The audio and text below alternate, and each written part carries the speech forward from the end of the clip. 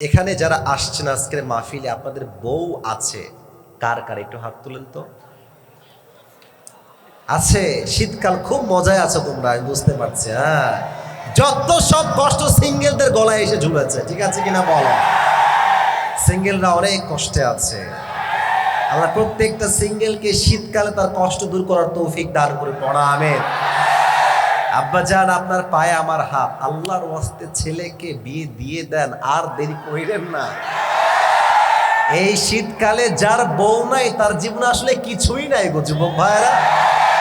প্রত্যেকটা বাপকে আমি পায়ে হাত রেখে বলছি, স্লোগান হবে একটা, আমি বাপ তোকে বিয়ে দিব, আমি হালাল চাই, আল্লাহর জমিনে আমি হারাম নিয়ে বাঁচতে চাই না। যুবক ভাইরা, বাপের কথা কি বলবো, সব ঝামেলা হচ্ছে মেয়েদের ভিতরে। মেয়েরা বলবে যে হ্যাঁ টাকা নাই, মানে টাকা থাকলে টাকলাকেও কিছু মেয়ে বিয়ে করে ফেলে যুবক ভাইরা আজকালকার বাংলাদেশে। আল্লাহ এই মেয়েদেরকে হেদায়াত দান করুন, সকলেই জবান খুলে পড়াবে। আর আরেকটা কথা বলবো, রাগ টাক না করলে বলবো না, বলা যাবে না, রাগ করবেন না তো আপনারা কেউ আবার। যুবক ভাইরা, আমার কথা কি জানেন, এই যে বাবারা আছেন এদিকে ডানে, মাঝেও অনেক বাবা বসে আছেন, চুপচাপ ঝাপটি মেরে বাবারা বসে আছে। না ঠিক বলো না, আমি বলি লেট মি টক।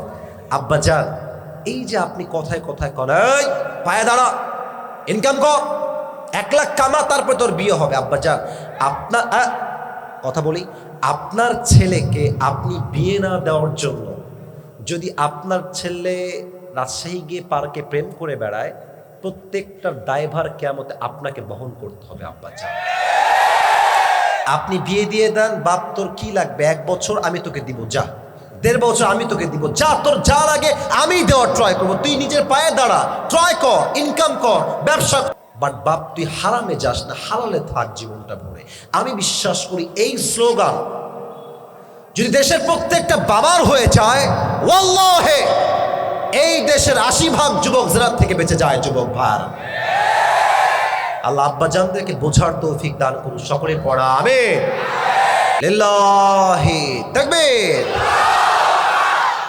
আজ এই প্রোগ্রামে বসতে পেরে আমরা সবাই খুশি না বেজার?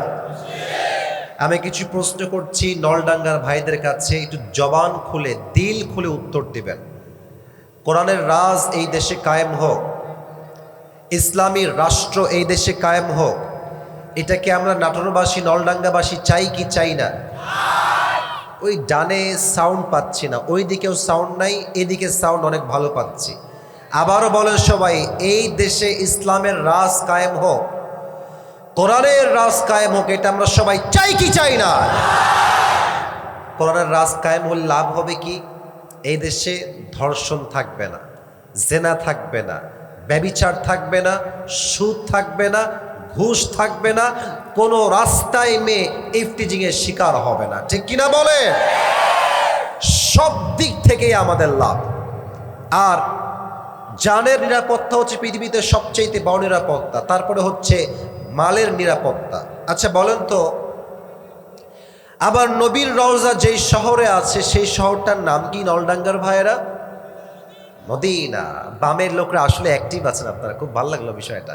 এদিকে লোকরা কথা কয় না, কোন শহরের নাম কোন তো দেখি, শহরটার নাম কি? মদিনা। নবীজি যে রওজায় আছেন, আমি একটা জিনিস জানতে চাই সবার থেকে, মুরব্বীরা একটু বলবেন আমার, যুবকরাও তোমরাও বইল, নবীজির রওজায় কি যাইতে আমাদের মনে চায়? নবীজির রওজায় গিয়ে সালাম পেশ করতে মনে চায় সবার? চায় চায় চায় চায়। আমি দোয়া করি সবার জন্য, আল্লাহ সবাইকে জীবনে একবার হলেও যেন নবীজির রওজায় গিয়ে সালাম পেশ করার তৌফিক দান করে। আমরা সকলেই জবান খুলে পড়ছি আমিন। আল্লাহ তাআলা আমাকে গত 2 বছর আগে নবীজির রওজায় যাওয়ার সুযোগ দিয়েছিলেন, আলহামদুলিল্লাহ। আমি জাস্ট একটা ছোট্ট ঘটনা বলছি এবং আমি বোঝাতে চাই এই দেশে ইসলামের রাজ কেন লাগবে, মদিনার তন্ত্র কেন লাগবে, কোরআনের রাজ কেন লাগবে। জাস্ট একটা ঘটনা বলছি, শোনেন। আমি যখন মদিনায় গেলাম ফার্স্ট টাইমের জন্য, একদম প্রথম জীবন ওইটা আমার, নবীজির শহরে যখন আমি ল্যান্ড করলাম, এয়ারপোর্ট থেকে যখন আমাকে রিসিভ করা হলো, নবীজির শহরে ঢোকার সাথে সাথেই আমার কলিজায় একটা শান্তির ছোঁয়া, একটা প্রবাহিত বাতাস বয়ে গেল, সুবহানাল্লাহ পড়েন সবাই। মনেই হলো যে একটা শান্তি শহরে প্রবেশ করেছি, এতটা সুন্দর নিরিবিলি পরিবেশ, কোনো যানজট নাই, মারামারি নাই, দেখলেই মনে হয় জান্নাতের বাগান। যুবক ভাইরা সুবহানাল্লাহ পড়েন সবাই। তো আমাকে যখন হোটেলে নামানো হলো, রাত তখন বাজে মনে হয় রাত 3টা, তাহাজ্জুদের সময় ছিল।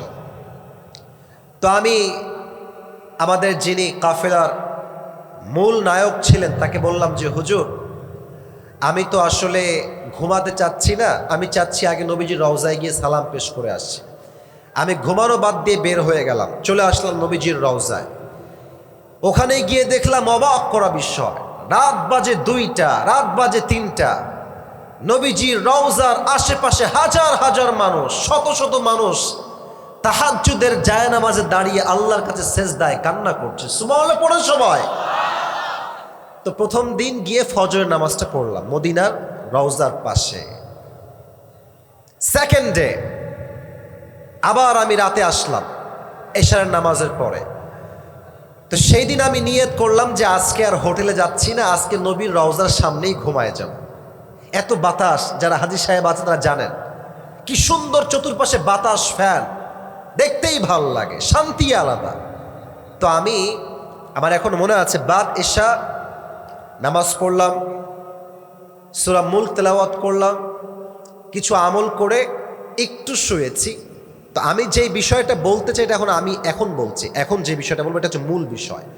আমার হাতে একটা আইফোন ছিল, এক্সট্রা ফোন ছিল, মানি ব্যাগ ছিল, কার্ড ছিল, কিছু রিয়েল ছিল, অনেক বেশি রিয়েল ছিল, যেহেতু আমি ওখানে থাকবো তাই নিয়েছিলাম আর কি। তো সমস্ত টাকা পয়সা, money bag, iPhone, extra phone, Android phone সব আমার বুকের ডান দিকে রেখে আমি একটু ঘুমায় গেলাম। হঠাৎ করে ঘুমায় গেছি, যেটা সত্য কথা। সারা রাত ঘুমিয়েছি, ভেবেছিলাম তাহাজ্জুদে উঠবো, বাট এত শান্তির ঘুম আমার লাগছে আমি জাগাই পাই নাই। একদম আজান যখন দিয়েছে নবীজির রওজার পাশে, তখন আমার ঘুম ভেঙেছে। যেটা আমি বলতে চাই নলডাঙ্গার ভাড়া, সেটা হচ্ছে আমার পাশে ছিল আইফোন, টাকা, মানি ব্যাগ, কার্ড, সব বুকের ডান পাশে আমার ওপেনলি রাখা আছে। নবীজির রওজার সামনে দেওয়াল, নিচে টাইলস করা ফ্লোর, সব রাখা আমার পাশে। আমি ওই যে রাত এশারের পরে ঘুমায় গেছি, ফজরে উঠেছি, আমার সম্পদ, আমার মানি ব্যাগ, টাকা, আইফোন যেমনে ছিল সব তেমনেই ওখানে রাখা ছিল ভোরবেলাতে। সুবহানাল্লাহ পড়বেন না আপনারা সবাই? আমাদের দেশে যদি আপনি আন্ডারপ্যান্ট রেখেও ঘুমান, আন্ডারপ্যান্টও ভোরবেলা চুরি হয়ে যাবে। দিস ইজ আওয়ার কান্ট্রি, আমাদের দেশ। আমাদের দেশে লোক সংখ্যা যত, তার চোরের সংখ্যাই বেশি। যুবক ভাইরা ঠিক কিনা বলো? চোরের কোনো অভাব নাই। সাউন্ড ঠিক করো, তোমার সাউন্ডটা আবার কমে গেল কেন রে ভাই? বাড়ায় দাও বেসটা, বাড়ায় দাও বেসটা। তো যদি এদিকে তাকান, নবীজির শহর কিংবা মক্কায় কিন্তু ইসলামের সব আইন বিধান পাশ করা নাই, জাস্ট কয়েকটা আইন আছে। যেমন একটা আইন হচ্ছে ওয়াসসারিকু ওয়াসসারিকাতু ফাকতাউ আইদিয়াহুমা জাযাআন বিমা কাসাবা নাকালাম মিনাল্লাহ। কেউ যদি চুরি করে সঙ্গে সঙ্গে তার হাত কেটে দাও, এটা বিধান এক সত্তা। আওয়াজ দিয়ে বলেন তো সবাই, তিনি কে? এই বিধান যদি আমাদের এই দেশেও জারি হয়ে যায়, কায়েম হয়ে যায়, ওয়াল্লাহি নলডাঙ্গার ভাইরা, আগামীকাল থেকে এই দেশে চুরির সংখ্যা কমে যাবে। ঠিক কিনা বলো সবাই? এটার জন্য ইসলামের রাজ কায়েম করতেই হবে। তবে এই কথাগুলো 5 আগস্টের আগে আমরা বলতে পারতাম না। এই মাইকম্যান কোথায় আছে? ও কোথায়? বাড়াও সাউন্ডটা ভাই। আমার কথা বলছি, আমি জ্বরে আক্রান্ত ভাই। তোমাকে বললাম বক্স তুমি এইখানে, তুমি রাখছো সেই কোনায়। ওয়াজ তো আমি আজকে না, প্রত্যেক দিন আমি মাহফিল করি, বক্স থাকবে স্টেজের ডান পাশে, তাহলে ওয়াজের ভাইবই হবে আলাদা। যুবক ভাইরা ঠিক কিনা বলো? সাউন্ড বাড়ায় দাও, বেশি করে বাড়ায় দাও। তো যেটা বলছিলাম যুবক ভাইরা, মদিনাতে মক্কায় সব আইন কায়েম নাই, কিছু আইন কায়েম। শুধুমাত্র এই জন্য মদিনাতে মক্কায় ডাকাতি কম, চুরি কম, রাহাজানি কম, ধর্ষণ কম। তো আগে যদি আমরা বলতাম ইসলামের রাজ কায়েম করেন, দ্বীনের রাজ কায়েম করেন, আমাদেরকে পাশ থেকে বলা হতো রাজাকার বসে আছে, মৌলবাদী বসে আছে, জঙ্গিবাদ বসে বসে আছে। আপনার সবাই শহীদ আল্লামা দেলোয়ার হোসেন সাঈদী হুজুরের নাম শুনেছেন? আচ্ছা, এতগুলো মানুষের আওয়াজ এত মরা কেমনে হয়? নাম শুনেছেন আপনারা সবাই? ওনার জন্য দিল থেকে দোয়া করছি, আপনারা মন খুলে আমিন বলবেন তো ইনশাআল্লাহ? আল্লাহ ওনাকে জান্নাতুল ফেরদাউসের উঁচু উঁচু উঁচু মাকাম নসিব করুন। সকলে পড়া আমিন। উনি একটা কথা বলতেন যে আমাদেরকে মৌলবাদী বললে আমরা বিন্দু পরিমাণ কোনো রাগ করি না। কেন রাগ করি না? এর কারণ হচ্ছে মৌলবাদ এই শব্দ আসছে মূল থেকে। মূল মূল মানে হচ্ছে আল্লাহর কোরআন, মূল মানে হচ্ছে হাদিস, মূল মানে হচ্ছে আল্লাহ, মূল মানে হচ্ছে তার লাস্ট মেসেঞ্জার মুহাম্মদ সাল্লাল্লাহু আলাইহি ওয়াসাল্লাম। তো যারা আমাদেরকে মৌলবাদী বলে গালি দাও তারা হচ্ছে সব গাছের আগাবাদী। তো নাটোরের নলডাঙ্গার ভাইরা সবাই কোন তো গাছের গোড়ায় শক্তি বেশি না আগায় শক্তি বেশি গো? আগায় না গোড়ায়? উনি বলতেন আগায় থাকো তোমরা, বেশি মারামারি কইরো না, জুলুমবাজি কইরো না, আলেমদেরকে জেলখানায় ধরে বন্দি করো না, সময় আসবে এমন ইন্দুরের গর্ত বাবারা পালাবার জন্য। ঠিক কিনা বলে? আর একটা কথা উনি বলেছেন যে বেশি বাড়াবাড়ি করবা, গাছের গোড়ায় একটা ঝাঁকুনি মারবে জনগণ, মামুর বাড়ি দিল্লি গিয়ে পড়বা, ওই দিল্লি গিয়েই সে পড়েছে। ওনার প্রত্যেকটা কথা আল্লাহর এই জমিনে আজকে বাস্তব রূপ নিয়েছে। অতএব যদি আজ কোনো বাপের বেটা থাকেন মাহফিলে, বাপের বেটা, বুকে খুব সাহস, খুব সাহসী, আমি কাউকে ভয় পাই না, পারলে আজকে আমাকে এই মাহফিল রাজাকার বলে দেখান, আপনি পিঠের চামড়া একটাও থাকবে না আপনার যুবক ভাই। ওই দিন শেষ।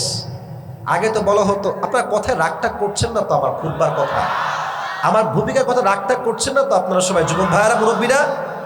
আমার কথা স্পষ্ট বলছি, আমাদের উপরে জাতির পিতার নামটা চাপায় দেওয়া হয়েছিল যে ইনি হচ্ছেন জাতির পিতা।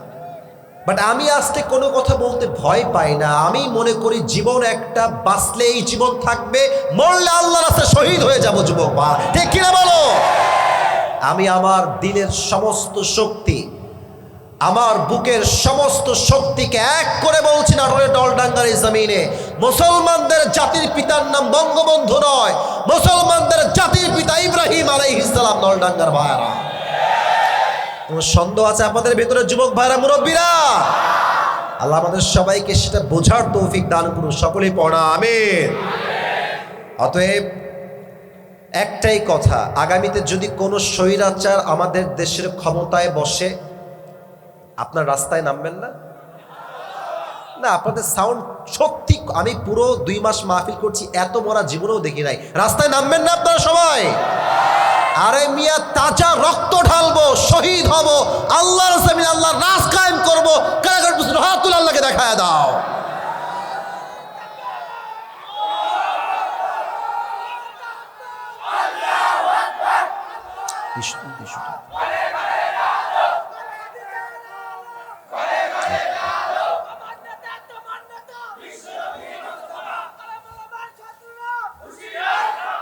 আল্লাহ যেন এই স্লোগানকে কবুল করে। সকলেই পড়া আমিন।